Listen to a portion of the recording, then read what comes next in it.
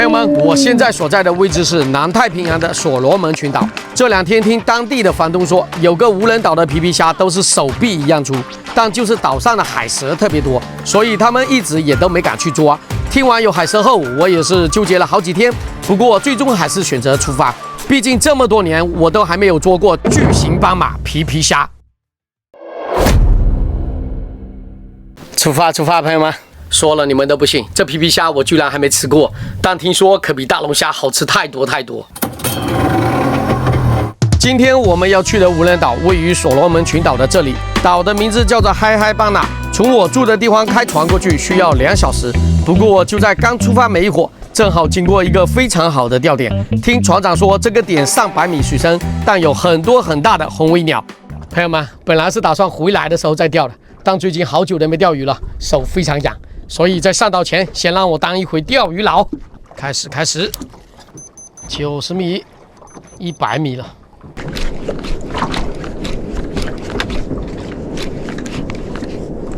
哎，中鱼！哎呀，中鱼！哎，中了！哎，这条还行呀。哎，先刺进去，这下跑不了了。估计有个几斤，100多米上的鱼啊！我天哪！看到没有？上来了！哦，这什么鲷鱼哦？哎呀，我的妈呀，这个鱼！这白斑笛鲷很多人也叫它花脸，还有双斑笛鲷。我个人认为红烧是最好吃的，也还行的，有个3斤左右，但就不是红尾鸟啊。好的开始啊，已经1条了，继续，希望上大一点的。哎，中鱼！第二条，朋友们，哦，好快这里，但不知道是不是红尾鸟啊？这什么鱼啊？哦，前面我以为是一只红尾鸟，但不是，看这鱼的眼睛也爆出来了，跟咸蛋超人一样的。这个鱼应该是红鲷，现在没网查不到。OK， 收了。那个饵刚落底就上，哇！是的，朋友们，这里的资源太好了，只要铁板挥到底就有鱼接口。只不过是一直没上我想要的红尾鸟，所以我决定再钓个10多分钟就结束，得把力气留着上岛。现在来个最后的挣扎，用这个300克的饵，看一下能不能上红尾鸟。好沉啊，这个饵，小鱼就不会吃了，不然好多小鱼。300克就是300克的，速度非常快，120，哎。中了！哦，中了这么快！哎呀，吃一下！哇，这个应该是大的，这么大的饵。最后的挣扎，看一下哈。哎呀，红尾鸟吗？不是，黄色的。这什么鱼啊？哦，这也是好鱼啊！这个，起来你！这绝对是非常正的口啊！一口干下去，泡也泡不了。后面我查了一下，这鱼的全名叫做蓝点笛鲷。前面我还以为是一条石蚌呢，如果这个是石蚌就好吃了。老规矩，朋友们，来看一下我1个小时的渔获。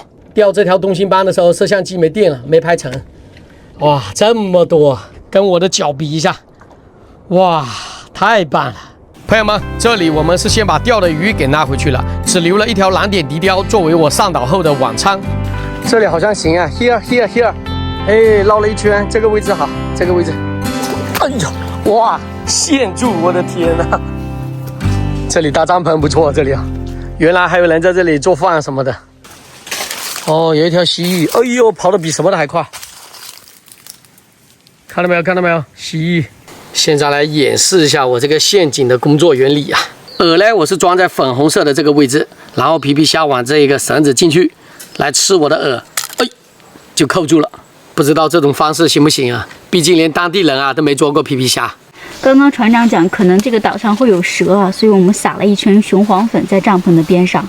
现在我们来这一块逛一下，看一下有什么好玩的。这棵大树上都是苔藓，好漂亮的。这种地方拍起来真的有点像森林呀。这里一个小山丘，然后树这么大棵，奇怪哈，这么多椰子落地上，然后呢？椰子上都是一个洞一个洞的，什么东西吃的呢？是椰子蟹，还是野猪，还是老鼠？我们还是回去吧，也没发现什么。真是天有不测风云啊，朋友们，快下雨了，上岛的还没1个小时。Did you know I think about you? Did you know I still care? Even though we've been drifting apart lately, even though I'm never there. Did you know I cried all last night? 朋友们，天终于黑了，前面那雨啊下了好久才停。现在呢，我准备下海，因为上一次看到一只巨型皮皮虾就是在网上。祝我好运，朋友们，走。开始。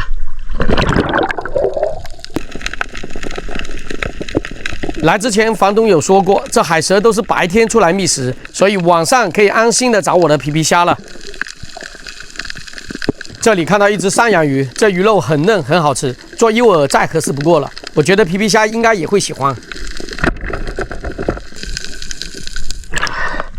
皮皮虾的鱼饵有了，现在就缺皮皮虾的洞口了。这个皮皮虾不吃我都想吃了，特别好吃这鱼。由于皮皮虾的洞都是在有沙子的地方，所以在接下来的半小时，我是一直在各种沙子地形里游荡，结果是可想而知，啥也没看到，找得我无聊到开始捉起眼前的小虾米了。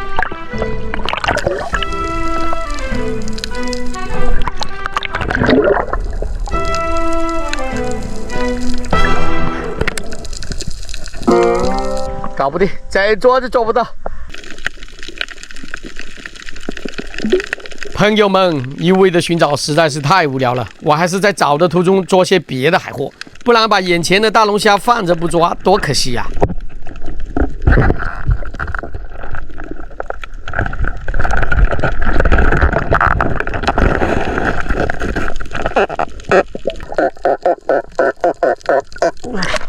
小虾抓不到，大虾总抓得到了。皮皮虾没看到，看到大龙虾，收了。大龙虾放好后，这运气好像就来了，居然看到了一个洞口。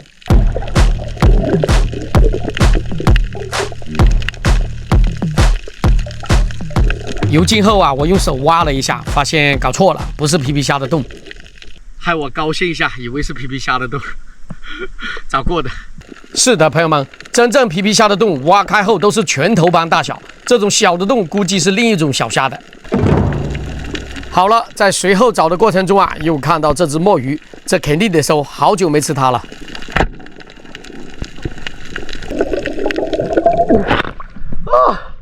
墨鱼一只，看到它，我想起了张阿曼那个10几斤的墨鱼。哎呀，有这个已经不错了，收了。前面在打墨鱼的时候，还看到一只海龟，对，就是眼前这只，估计是在睡觉，所以我也没有去打扰它。皮皮虾不够啊，墨鱼来凑。这里看到第2只墨鱼，收了。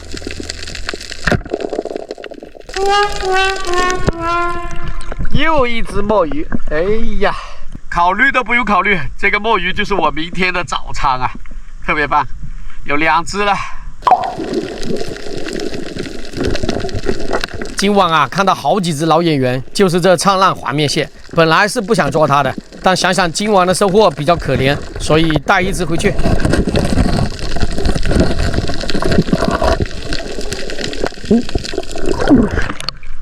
太轻松了，捉它，收了。螃蟹放进网兜后，其实我是已经在往回游的，但就在途中还看到一只很大的吸星斑，所以我只能说1个字：收了。想拿一条大的石斑回去吃，还跑了。不过好在这只吸星斑也没跑远，没找一会儿又被我再次发现。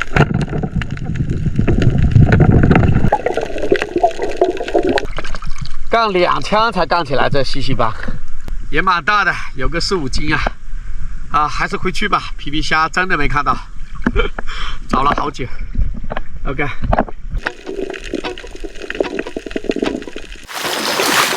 有没有找到皮皮虾呀？没有啊，没有皮皮虾，但是有1兜的收获。今晚的收获虽然没有皮皮虾，但是品种特别多，连墨鱼都有了。其实这2只墨鱼的尺寸是最好吃的，非常嫩。自从我来了所罗门群岛，这细心帮啊也成了老演员。除了细心帮啊，这密毛龙虾也是老演员，蛮大的，估计2斤多。收获看完了哈，我去换身衣服睡觉，早睡早起身体好，朋友们晚安。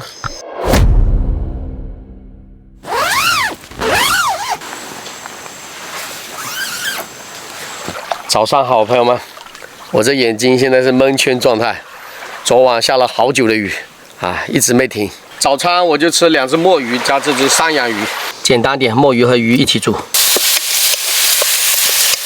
盐巴都没有，只能加酱油。最后把鱼给它放下去，盖上锅盖。哇，好烫，好香呐，朋友们，开吃。听到声音没有？好脆，好吃好吃。这种尺寸的墨鱼啊，刚刚好，肉很脆很嫩。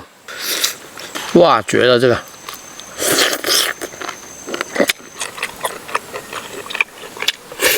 这根像个粉条一样。哇，好嫩！这小墨鱼真好吃。吃饱喝足，朋友们，现在我要去干皮皮虾了。我感觉白天啊，几率会更大些。希望是我所讲的。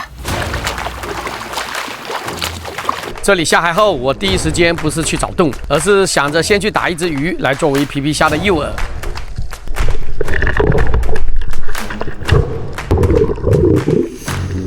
当我游到深水区的时候，立马就看到一只大红蛹，所以这还等什么？收了。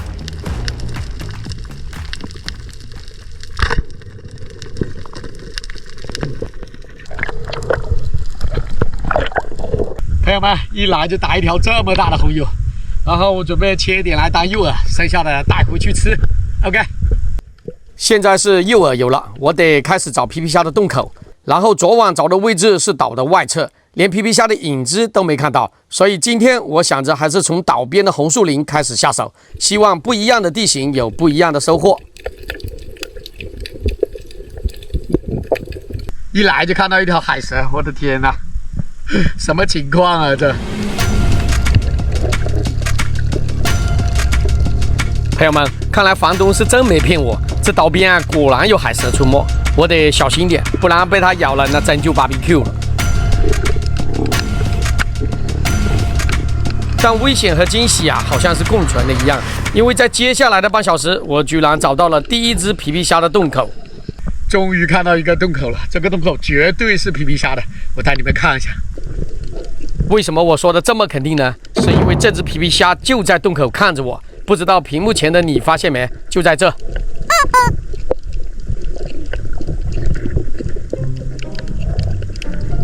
朋友们，我说的没错吧？这皮皮虾的洞口表面看起来不大，但扒开后啊，这洞口真有拳头般大小。接着呢，我把诱饵给装了上去，然后小心翼翼地往洞里塞下去，塞到一定的深度后，再插一根木棍，防止陷阱移动。最后就交给时间了。我发现这皮皮虾就是喜欢在红树林附近，因为后面的10多分钟里，我又找到了第2个洞口。哦，这个皮皮虾的洞真大哦，比前面一个还大。随后呢，我也是一样，上好诱饵，塞进洞里，插根木棍，交给时间。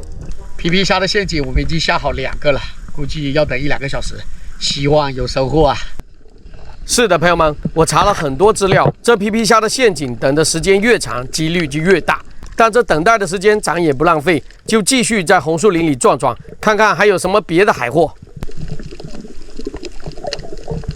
经过一番的搜寻后，果然被我发现一个非常好玩的海洋生物，就是眼前这会喷水的鱼，全名叫做涉水鱼。它最喜欢吃的就是昆虫。涉水鱼特殊的口腔结构能让它可以喷射出水柱，将停在植物上的昆虫击落水中，然后一口吃掉。年长的涉水鱼可以精确地射中位于水面2米高的小昆虫，真是太牛了。这边除了涉水鱼，也没看到什么别的大鱼。朋友们，既然只有涉水鱼的话，那我只能顺手带几只回去，毕竟我还没有吃过，不知道这鱼肉的口感如何。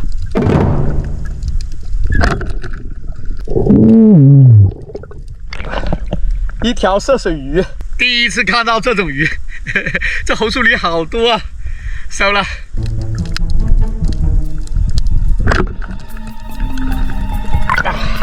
又一条，这种吃虫子的鱼，我觉得应该会好吃一点。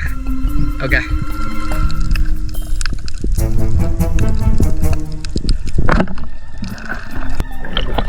第3条，朋友们，重头戏来了，已经过去1-2个小时，现在我们去看一下陷阱。今天下的2个陷阱，我是都在边上的红树林做了记号，所以没找多久就找到了。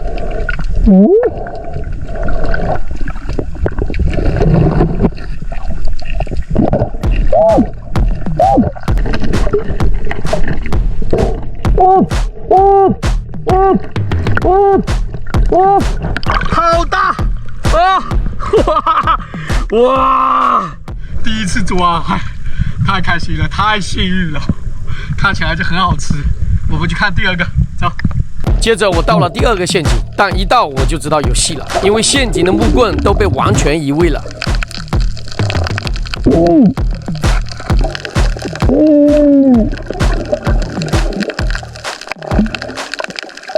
第2次，朋友们，哇，这次感觉更大哦！朋友们，我们已经有2只皮皮虾了，够了，回去做吃的。OK。哎，有皮皮虾吗？抓了2只皮皮虾，是在一个洞里抓了2只吗？不是，2个洞。哦，好了，朋友们，又到看收获的时候。我们先看这个渔获，皮皮虾在箱子里。首先出场的是这条红鼬，好大的，它的肚子还有内脏被我拿去当诱饵了。现在看的就是会喷水的鱼，叫做涉水鱼。鱼头的这个部位啊是平的，有点像金龙或者银龙的造型。鱼的下颚这里有个气囊，所以喷水啊是靠这里发力的。我也很好奇它的味道是怎么样的。拿掉它，现在我们来看一下皮皮虾。这2只皮皮虾真的太大了，但颜色有点不一样哈。那一只全身都是膏，红红的，我的天哪，一看就非常好吃。朋友们，皮皮虾最危险的位置在这里，你看，哇，带倒刺的钩啊！平常钩鱼它就用这个，动了，他们在洞里啊就是用这个来爬的，上下。这只的纹路就非常明显，一黑一白，果然像斑马。然后跟我的手臂比一下，好大的朋友们。OK， 现在我们开始做吃的，但这天气啊又下雨了。多放点洋葱啊！现在把皮皮虾铺在鱼上。第2只，哇，满满的蒜蓉酱啊！皮皮虾太大了，太难包了，锡纸再包1层就 OK 了。都已经烧成木炭了 ，OK， 放下去。朋友们，已经过去15分钟了，我觉得是好了。哇，好烫噻！简单粗暴，做一双筷子。OK。这个雨都下了2个小时还没停，所以我们搭了一个庇护所在这里，还能挡雨哈。对啊，不然吃都没法吃。我先吃这个涉水鱼，看一下好不好吃。哇，它好嫩啊，都已经散掉了。你们看，它这鱼皮啊非常薄，这鱼肉很嫩，然后没什么骨头，有点像那个罗非鱼，但比罗非鱼好吃啊。这个壳我还剥不来，随便剥了。